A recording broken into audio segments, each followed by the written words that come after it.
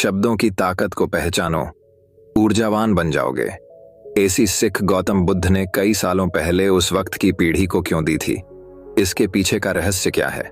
आज इसी रहस्य के बारे में हम गौतम बुद्ध की कहानियों के माध्यम से जानेंगे।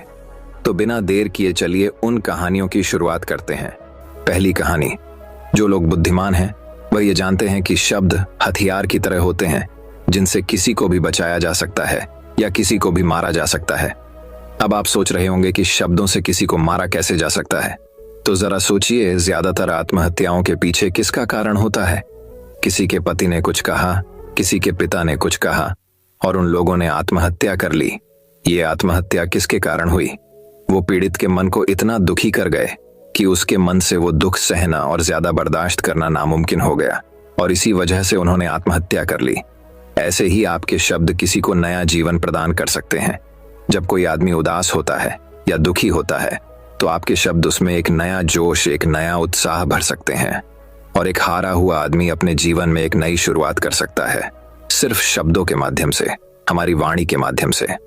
तो अब तक आप ये तो समझ ही गए होंगे कि हमारे शब्द हमारे जीवन को किस तरह निर्धारित करते हैं। शब्दों में कितनी ताकत होती है और किसी से बात करते वक्त हमें कितनी सावधानी से अपने शब्द सुनने चाहिए। आज की जो बौद्ध कहानी मैं आपको सुनाने वाला हूँ उसमें आपको सीधे सीधे तौर पर कुछ ऐसे तरीके पता चलेंगे, कुछ ऐसी परिस्थितियां पता चलेगी जहां पे आपको हमेशा चुप रहना चाहिए।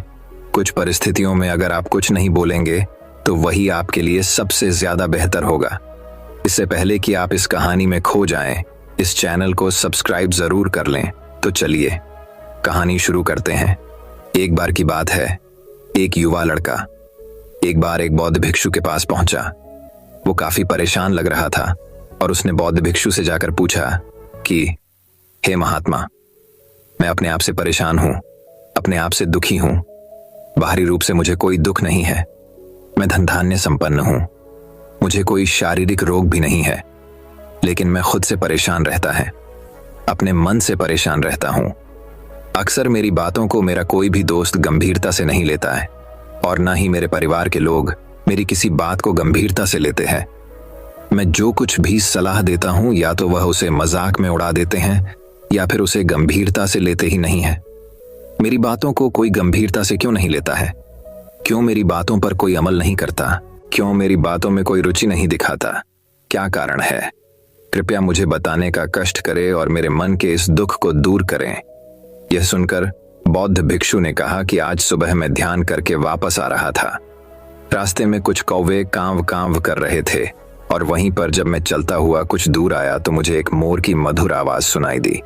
ये सुनकर अचानक मेरे मन में ख्याल आया कि कौवे कितना कांव कांव करते हैं, कितना बोलते रहते हैं, लेकिन कोई भी प्राणी कौवे की आवाज को पसंद नहीं करता। मोर हमेशा सही परिस्थिति के हिसाब से बोलता है। जब भी बारिश होने वाली होती है और बादल गरजते हैं और बारिश होने की आशंका होती है, ऐसे में मोर अपनी मधुर आवाज में गाता है जो सभी को प्रिय होती है, सभी को अच्छा लगता है।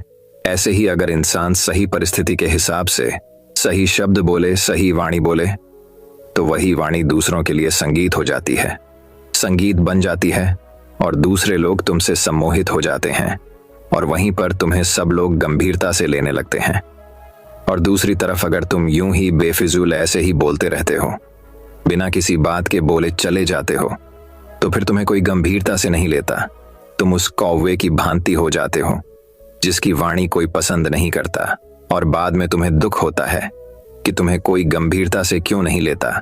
इसीलिए अपने शब्दों को बेहद बुद्धिमानी के साथ इस्तेमाल करना सीखो। अगर तुम नहीं सीखोगे तो समाज में तुम्हें कोई सम्मान या कोई गंभीरता से नहीं लेगा। यह सुनकर वो युवा लड़का बोला कि हे महात्मा, मैं जानता हूं कि मैं ज्यादा बोलने की बीमारी से ग्रस्त हूं, मुझे इतना नहीं बोलना चाहिए, लेकिन मैं अपने आप पे काबू नहीं रख पाता और ना ही मैं इतना बुद्धिमान हूं कि मैं अपने शब्दों को नाप तोल कर बोल सकूं। मैं तो किसी से बात करते वक्त इतना सोचता भी नहीं कि मुझे अपने शब्द किस तरह इस्तेमाल करने हैं। कृपया करके कुछ ऐसी परिस्थितियां बता दीजिए जहां पर मुझे कम बोलना है या फिर बोलना ही नहीं है, हमेशा चुप रहना है। अगर आप मेरा ऐसे मार्गदर्शन कर सकते हैं तो मेरा जीवन आसान हो जाएगा और मुझे ज्यादा दिमाग या अपनी बुद्धि लगाने की भी जरूरत नहीं पड़ेगी। यह सुनकर बौद्ध भिक्षु ने मुस्कुराते हुए कहा कि बेटा, वैसे तो इंसान को हर परिस्थिति में सोच समझकर ही बोलना चाहिए, लेकिन अगर वो हमेशा होश में नहीं रह पाता है, ध्यान में नहीं रह पाता है, तो मैं तुम्हारे दैनिक जीवन की कुछ ऐसी परिस्थितियां बता रहा हूं जहां पर तुम्हें हमेशा चुप रहना है। अगर तुम ऐसी जगहों पर कुछ बोलोगे तो तुम्हारा अपमान ही होगा या फिर तुम्हें कोई गंभीरता से नहीं लेगा। सबसे पहली जगह है, या यूं कहे ऐसी परिस्थिति जहां पर इंसान को हमेशा चुप रहना चाहिए, वो है जब किसी ऐसे विषय के बारे में बातचीत हो रही हो जिसके बारे में आपको कोई जानकारी ही नहीं है। तो ऐसी परिस्थिति में व्यर्थ में बीच में टांग अड़ाना, अपना ज्ञान देना, व्यर्थ का ज्ञान, आपको कुछ पता नहीं है लेकिन फिर भी आप अपना ज्ञान देने के लिए उत्सुक हैं, तो ऐसी जगह पर आपका अपमान ही होगा। जरा तुम खुद सोचो, जब कोई बीमार आदमी अपनी बीमारी के बारे में चर्चा कर रहा हो और आपको उस बीमारी के बारे में कोई भी जानकारी नहीं है, लेकिन फिर भी आप व्यर्थ में बेकार में उसे ऐसी ऐसी औषधियां बता रहे हैं जिनका उसकी बीमारी से कोई तालमेल ही नहीं है, तो ऐसे में आप अपनी प्रतिष्ठा अपने हाथों से खो रहे होते हैं और आपको पता ही नहीं होता। ऐसी परिस्थिति में आदमी को हमेशा सुनना चाहिए। ध्यान से सुनना भी एक कला होती है। अगर आप सुनने का दिखावा करेंगे तो कहीं ना कहीं सामने वाले आदमी को ये एहसास हो जाता है कि ये मेरी बात पूरे ध्यान से नहीं सुन रहा है। इसीलिए जब आपको किसी विषय के बारे में पूरी तरह से जानकारी ना हो तो वहां पर केवल अपने कान लगाना ही ज्यादा महत्वपूर्ण होता है, ज्यादा जरूरी होता है। आप उस इंसान की बातें ध्यान से सुन सकते हैं और इसी बीच आप दोनों के बीच एक संबंध पैदा होगा और उस संबंध सच्चा होगा क्योंकि आपने उसके बात को बड़े ही ध्यान से सुना है और इस बात का पता सामने वाले को भी होता है। तो हम बिना कुछ बोले, सिर्फ सुनने मात्र से किसी को अपना दोस्त, अपना मित्र बना सकते हैं। इस बात को हमेशा ध्यान में रखना। दूसरी जगह जहां इंसान को हमेशा चुप रहना चाहिए वो है खाना खाते वक्त खाना। इंसान को हमेशा चुप रहकर खाना चाहिए, मौन रहकर खाना चाहिए। महात्मा बुद्ध और उनके भिक्षु हमेशा चुप रहकर भोजन करते हैं, शांत भाव से भोजन करते हैं, परिपूर्ण होकर भोजन करते हैं, पूरी तरह से करते हैं, एक एक टुकड़े का स्वाद लेकर भोजन करते हैं। और ऐसा भोजन जब आपके शरीर में पहुंचता है तो वो आपके अंग अंग तक ऊर्जा पहुंचाता है।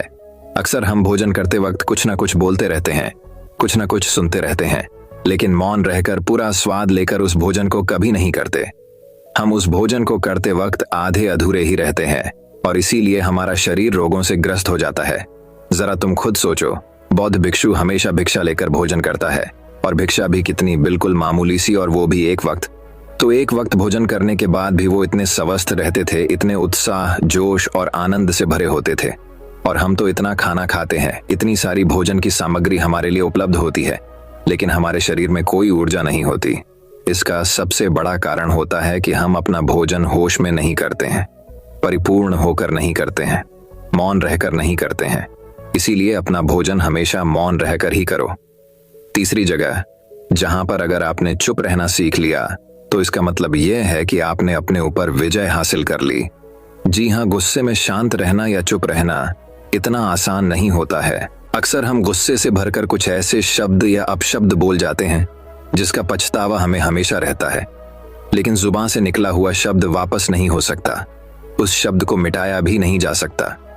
अब वो जिंदगी भर हमारे दामन से जुड़ चुका है और वो गुस्से में बोला गया।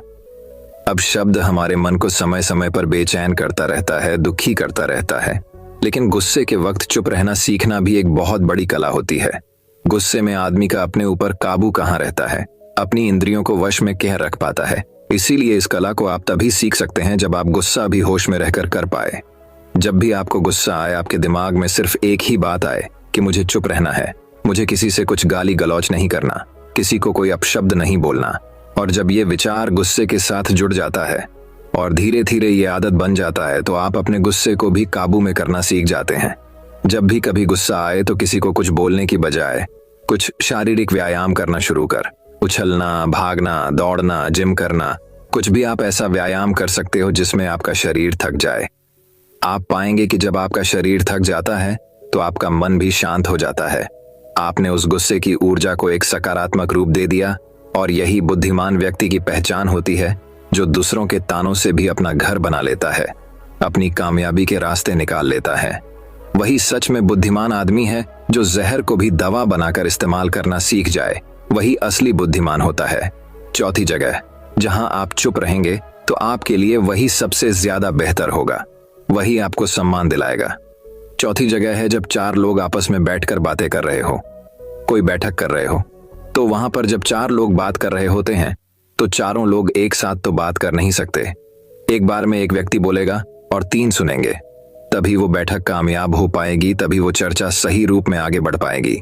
लेकिन अगर कोई आदमी ऐसा बैठा हुआ है जो बीच में ही दूसरे की बात काटकर अपनी बात को ऊपर रखना चाहता है, तो ऐसे में वो चर्चा या वो बैठक आपको कहीं नहीं पहुंचाएगी और चारों लोगों के बीच आप सबसे मूर्ख कहलाओगे।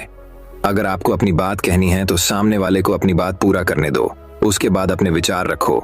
यही एक भद्र पुरुष या फिर कहीं अच्छे आदमी की पहचान होती है। और आखिरी जगह, अगर हमारे माता पिता हमें कुछ कह देते हैं, हमारे बड़े बुजुर्ग हमें किसी बात पर डांट देते हैं या हमें थप्पड़ भी मार देते हैं, तो ऐसी जगहों पे आपका चुप रहना ही उनके प्रति सम्मान दिखाएगा, उनके प्रति आदर का भाव व्यक्त होगा।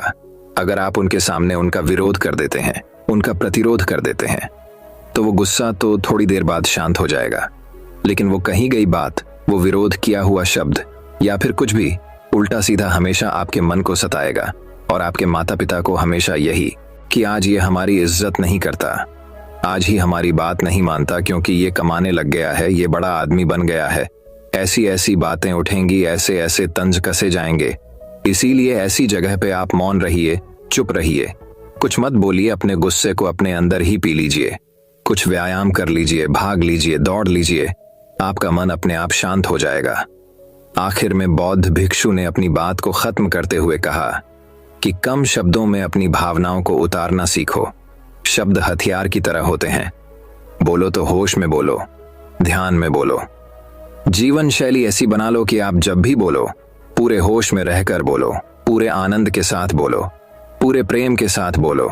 ऐसी वाणी बोलो जो दूसरे के दिल को ठंडक पहुंचाती हो, दूसरे के मन को भी शांत कर देती हो। और वो तभी संभव है जब आप प्रतिपल होश में रहकर बोले। इसके बाद वो युवा लड़का बौद्ध भिक्षु के सामने नतमस्तक हो गया और उनको प्रणाम करते हुए अपने घर वापस लौट गया। तो दोस्तों, चलिए अब दूसरे कहानी की शुरुआत करते हैं। दूसरी कहानी, बुद्धिमान व्यक्ति। ये बातें किसी को नहीं बताते, धीरे बोलो, कोई सुन ना ले।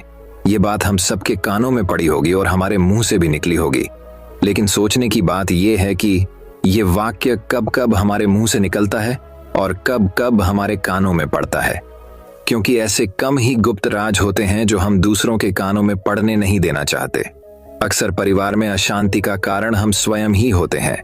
हम इस बात को देख पाए, भले ना देख पाए, पर यह असल सत्य है, क्योंकि जाने अनजाने मूर्खतावश हम खुद ही अपनी वो बातें दूसरों को बता देते हैं जो हमें कभी नहीं बतानी चाहिए, और वही बातें जो जाने अनजाने हमने किसी दूसरे के सामने बता दी थी, वही हमारे दुख का कारण बन जाता है, वही हमारे झगड़े का कारण बन जाता है।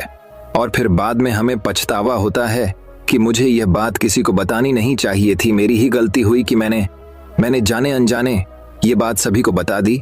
इसीलिए आज की जो बौद्ध कहानी मैं आपको सुनाने वाला हूँ, उसे सुनने के बाद आपको 7 ऐसी बातें पता चलेंगी जो आपको कभी किसी को नहीं बतानी। ये जो 7 बातें हैं जो आपको किसी को नहीं बतानी, क्यों नहीं बतानी, इसके पीछे का तर्क भी मैं आपको दूंगा।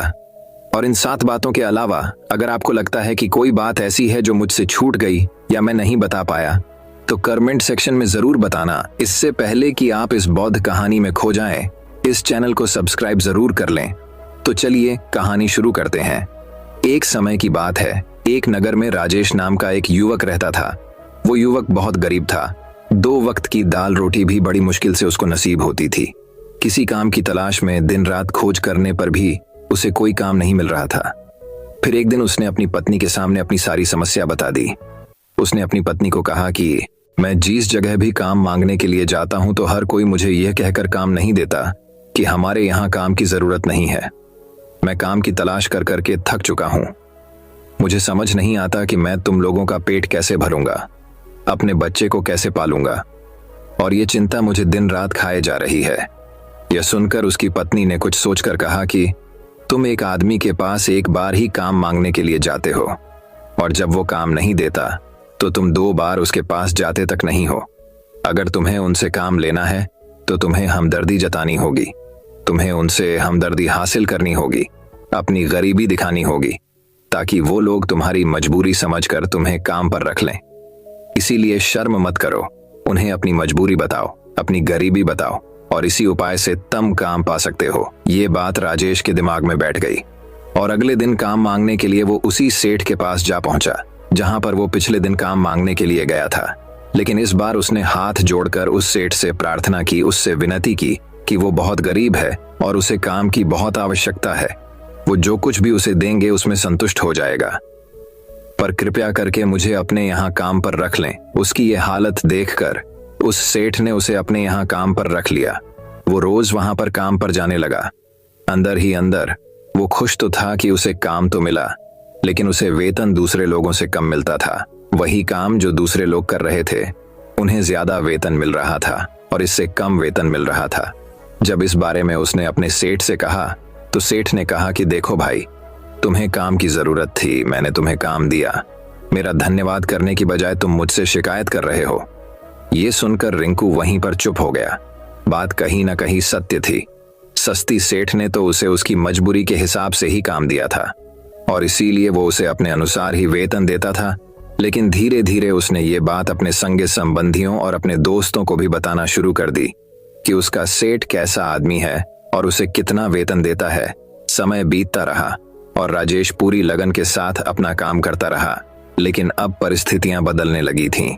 सेठ अब राजेश से दूसरे लोगों से ज्यादा काम करा के लेता था और उसे कम वेतन उसे देता था। यह बात राजेश के मन को बहुत खलती थी। वो दूसरों से ज्यादा मेहनत कर रहा है और उनसे कम वेतन पा रहा है। इससे उसके आत्मसम्मान को बहुत गहरी चोट पहुंची। अब धीरे धीरे उसका मन अपने काम से हटने लगा। उसका मन काम में लगता ही नहीं था। जाहिर सी बात है कि ऐसी जगह किसका मन लगेगा जहां आदमी को अपने आत्मसम्मान के साथ समझौता करना पड़े। इसीलिए जल्द ही उसने अपना काम छोड़ दिया और वो घर पर आकर खाली बैठ गया। अब उसके पास घर का खर्चा चलाने के लिए भी पैसे नहीं बचे थे। इसीलिए उसने अपने सगे संबंधियों और अपने दो दोस्तों से सहायता मांगने शुरू की। लेकिन उसके दोस्त उसके सामने तो उसे दया का पात्र समझते थे, उसे दिलासा देते थे, लेकिन पीछे से उसका मजाक उड़ाते थे। वो कहते हैं कि कितना बेवकूफ है, सेठ ने इतना काम लिया और बेचारे को पैसे भी नहीं दिए। अरे हम इसको पैसे दे दें तो ये कल हमारा भी पैसा वापस कर पाएगा। इसकी ऐसी हालत है, काम तो इसके पास कुछ है नहीं, पैसा कहां से लाके देगा। और इसी वजह से राजेश की हालत दिन ब दिन खराब होती जा रही थी। अब वो दिन रात तनाव में रहने लगा था। वही दोस्त, वही सगे संबंधी जो उसके अपने होने का दिखावा कर देते, वो उसे दया का पात्र समझ रहे थे। उन्हें उसके ऊपर तरस आ रहा था। सब लोग आकर उसे ज्ञान तो बहुत देते थे, लेकिन कोई सहायता नहीं करता था। और अक्सर ऐसा ही होता है, ज्ञान देने वाले तो बहुत मिल जाते हैं, लेकिन मदद करने वाले, उंगली पकड़कर, हाथ पकड़कर आगे चलाने वाले कितने लोग मिलते हैं। एक दिन उसे पता चला कि पड़ोस के गांव में एक बौद्ध भिक्षु आया हुआ है जो बहुत ही ज्ञानी है। राजेश इतना तनाव में था कि उसे कोई रास्ता नजर ही नहीं आ रहा था। इसीलिए जाने या अनजाने वो उस बौद्ध भिक्षु के पास पहुंच जाता है। वहां पहुंचकर वो सीधे उनके पैरों में गिरकर रोने लग जाता है। वो रोते रोते उन्हें अपनी सारी परिस्थिति बताता है। उसे बताता है कि किस तरह उसके सेठ ने उसका फायदा उठाया और उसके सगे संबंधी उसके साथ कैसा व्यवहार रखते हैं। सारी बातें सुनकर बौद्ध भिक्षु ने उसे चुप कराते कहा कि बेटा, ये सारी समस्याएं तुम्हारी बुद्धिहीनता, तुम्हारी मूर्खता के कारण उत्पन्न हुई है। अगर तुम्हारे अंदर विवेक होता तो इनमें से एक भी समस्या तुम्हारे मन को दुखी नहीं कर सकती थी, लेकिन तुमने अपने अविवेक के कारण, अपनी मूर्खता के कारण खुद ही अपने रास्ते में कांटे बिछा दिए। आज मैं तुम्हें 7 बातें बता रहा हूं जो भूल कर भी किसी को मत बताना, और इन बातों का अनुसरण करते हुए तुम बाहर से मिलने वाले दुखों को दूर कर ही सकते हो जो बेवजह दुनिया की वजह से तुम्हारे अंदर पनपते हैं। पहली बात जो किसी को नहीं बतानी चाहिए वो है अपनी मजबूरी। अपनी मजबूरी का दिखावा करके, दूसरों का दया पात्र बन के उनकी सहायता लेने की गलती कभी मत करना। हो सकता है कि आज वो तुम्हारी मजबूरी देखकर तुम्हारी सहायता कर दें, लेकिन कल वो तुम्हारा फायदा उठाने से भी नहीं चूकेगा, और अगर फायदा भी नहीं उठाया तो दूसरों के सामने तुम्हारा मजाक बनाने में वो आदमी कभी नहीं चुकेगा। इसीलिए कभी भी अपनी मजबूरी का दिखावा मत करो। अगर घर में 2 रोटी है, सूखी रोटी है, तो वही खाकर सो जाओ, लेकिन दूसरों को इसके बारे में भनक तक नहीं लगनी चाहिए। जरा आप खुद सोचो, मजबूरी बताने का क्या मतलब होता है। एक इंसान का या तो वह दूसरों से सहानुभूति हासिल करना चाहता है या उनसे कोई आर्थिक मदद चाहता है। लेकिन अगर दोनों ही परिस्थितियां आप देखें तो दूसरा आदमी आपका फायदा उठाने से नहीं चूकेगा, और अगर वो फायदा उठाएगा तो अपनी नजर में तो वो आपको मूर्ख ही समझेगा, बेवकूफ समझेगा और दूसरों के सामने आपका मजाक तो जरूर बनाएगा। इसीलिए अपनी मजबूरी के बारे में कभी किसी को मत बताना। दूसरी बात जो किसी को भी नहीं बतानी चाहिए वो है अपनी अतीत की गलतियां और भविष्य की रणनीतियां। जरा सोचो कि अगर हम अपने अतीत की गलतियों किसी दूसरे को बताते हैं तो उसका क्या प्रभाव होगा।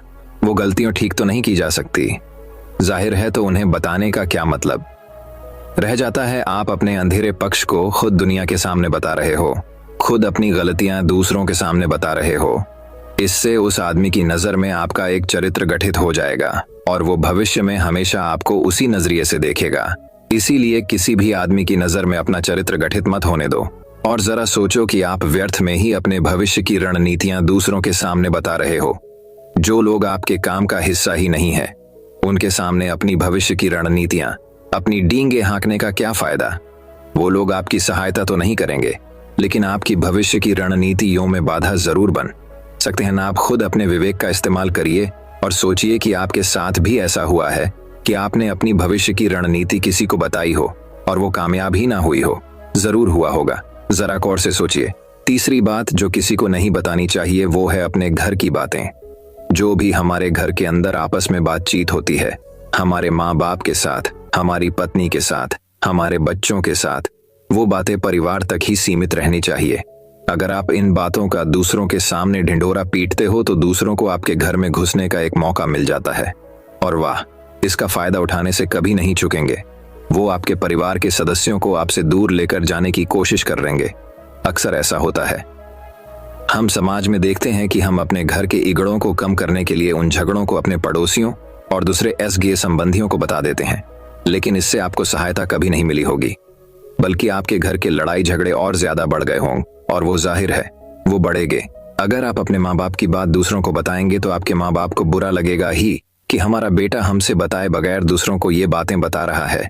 इसीलिए अपने घर की बातें और अपने घर की लड़ाई झगड़े किसी के सामने मत बताना। चौथी बात जो मैं आपको बताने जा रहा हूँ, जो किसी को नहीं बतानी चाहिए, वो सुनने पर बहुत अजीब लग सकती है, लेकिन उसका सत्य भी मैं आपको एक तर्क के माध्यम से दूंगा। मैं कहता हूँ कि अपनी आमदनी किसी को मत बताना। अब अपनी आमदनी न बताने के पीछे क्या मतलब हो सकता है। जरा सोचिए कि आप अपनी आमदनी अपने दोस्तों को बता देते हैं, तो जब आपके दोस्तों को जरूरत पड़ेगी तो वो सिर्फ आपको ही याद करेंगे, क्योंकि उनको पता है कि अगर आपकी आमदनी ज्यादा अच्छी है तो आप भी उनकी मदद कर सकते हैं, और इसीलिए ज्यादा लोग आपसे सहायता मांगेंगे। और जब आप उनकी सहायता नहीं करेंगे तो वो सोचेंगे कि इस आदमी के पास पैसे हैं, मेरी सहायता कर सकता है, लेकिन यह सहायता कर नहीं रहा है, और इसीलिए आपकी आमदनी आप दोनों दोस्तों के बीच एक झगड़े का कारण हो सकती है। कम आमदनी होगी तो लोग मजाक उड़ाएंगे और ज्यादा होगी तो सहायता मांगेंगे। तो अपनी आमदनी बताने का कोई मतलब नहीं है। पांचवी बात जो मैं आपको बताने वाला हूँ उसे आप गांठ बांध लेना और किसी को ये बात मत बताना। अपनी कमजोरियां और अपनी ताकत। अक्सर इंसान को पता नहीं होता है कि उसकी कमजोरी या उसकी ताकत क्या है, लेकिन अगर आपको अपनी कमजोरी और अपनी ताकत पता है तो पहली बात तो आप बहुत ही बुद्धिमान आदमी हैं, और दूसरी बात कि आपको ये बातें किसी से साझा नहीं करनी है, क्योंकि अगर आपकी कमजोरी या दूसरों को पता चल गई तो वो आपकी कमजोरियों का फायदा उठाएंगे, और अगर आपकी ताकत पता चल गई तो वही ताकत आपकी कमजोरी बन जाएगी, क्योंकि वो ताकत दूसरे आदमी को पता है और वो ताकत की कार्ड भी ढूंढ ही लेगा। अपनी कमजोरी और अपनी ताकत अपनी पत्नी या अपने पति को भी नहीं बतानी चाहिए, क्योंकि इसके बाद आपको घर में उनसे हमेशा दब के रहना पड़ेगा। अगली बात जो किसी को नहीं बतानी चाहिए वो है अपने मित्र और अपने शत्रु। आप अपने मित्रों के बारे में अगर दूसरे लोगों को बताएंगे तो वह आपके मित्र के साथ अपनी घनिष्ठता बनाकर आपको धोखा दिलवा सकते हैं, आपके गहरे मित्रों को आपसे दूर करने का प्रयास कर सकते हैं। अक्सर आम आदमी ऐसा नहीं करता, लेकिन आपके दुश्मन ऐसा करने की कोशिश कर सकते हैं। और दूसरी तरफ आपके शत्रु का भी किसी को नहीं पता लगना चाहिए, क्योंकि आज जो आपका मित्र है अगर कल वो आपका दुश्मन हो गया तो वो आपके दुश्मन के साथ ही मिलकर आपको परास्त कर सकता है, आपको धोखा दे सकता है। इसीलिए अपने सबसे अच्छे दोस्तों को भी अपने दुश्मन के बारे में कभी मत बताना। अगली और आखिरी बात कहना चाहता हूं कि जब तुम दान करते हो तो दान के बारे में भी किसी को मत बताना, नहीं तो दान करना व्यर्थ हो जाता है, बेकार हो जाता है। जब आप अपने दान का ढिंढोरा पीटते हो तो आप ये बता रहे हो कि मैं एक कितना बड़ा दानी पुरुष हूं, और ये आपके अंदर एक अहंकार निर्मित करेगा। इसीलिए दान गुप्त रूप से किया जाए उतना ही अच्छा होता है, उतना ही फलदायी होता है। जब आपका बायां हाथ दान कर रहा हो तो दाएं हाथ को बिना पता चले कि बायां हाथ दान कर रहा है। ये 7 बातें जो बौद्ध भिक्षु ने राजेश को बताई, इनमें संसार के सभी सिद्धार्थ छिपे हुए हैं। इन बातों का अनुसरण करते हुए आप अपने घर में सुख शांति बना सकते हैं और घर के झगड़े हमेशा के लिए दूर कर सकते हैं। आप इन बातों के बारे में अपने विवेक से भी सोचेंगे तो आपको यह बातें सच मालूम पड़ेगी। हमारा कहानी सुनाने का मकसद यही है कि आपका विवेक जागृत हो, आप खुद उन बातों के बारे में सोचें जो हम आपको बता रहे हैं, और अगर हम गलत हैं तो आप कमेंट सेक्शन में वो बात जरूर बताएं। तो दोस्तों चलिए अब तीसरी कहानी की शुरुआत करते हैं। तीसरी कहानी एक बार की बात है। एक संत अपने शिष्यों के साथ नदी में स्नान कर रहे थे। तभी एक राहगीर वहां से गुजरा तो महात्मा को नदी में नहाते देख वो उनसे कुछ पूछने के लिए रुक गया। वो संत से पूछने लगा, महात्मन एक बात बताइए कि यहाँ रहने वाले लोग कैसे हैं, क्योंकि मैं अभी अभी इस जगह पर आया हूँ और नया होने के कारण मुझे इस जगह को कोई विशेष जानकारी नहीं है। इस पर महात्मा ने उस व्यक्ति से कहा कि भाई मैं तुम्हारे सवाल का जवाब बाद में दूंगा, पहले तुम मुझे ये बताओ कि तुम जिस जगह से आए वो वहां के लोग कैसे हैं। इस पर उस आदमी ने कहा, उनके बारे में क्या कहूं महाराज, वहां तो एक से एक कपटी और दुष्ट लोग रहते हैं, इसलिए तो उन्हें छोड़कर यहाँ बसेरा करने के लिए आया हूं। महात्मा ने जवाब दिया, बंधु तुम्हें इस गांव में भी वैसे ही लोग मिलेंगे, कपटी दुष्ट और बुरे। वह आदमी आगे बढ़ गया। थोड़ी देर बाद एक और राहगीर उसी मार्ग से गुजरता है और महात्मा से प्रणाम करने के बाद कहता है, महात्मा जी मैं इस गांव में नया हूं और परदेश से आया हूं और इस ग्राम में बसने की इच्छा रखता हूं, लेकिन मुझे यहाँ की कोई खास जानकारी नहीं है, इसीलिए आप मुझे बता सकते हैं ये जगह कैसे है और यहाँ रहने वाले लोग कैसे हैं। महात्मा ने इस पर फिर वही प्रश्न किया और उनसे कहा कि मैं तुम्हारे सवाल का जवाब तो दूंगा, लेकिन बाद में पहले तुम मुझे ये बताओ कि तुम पीछे से जिस देश से भी आए हो वहां रहने वाले लोग कैसे हैं।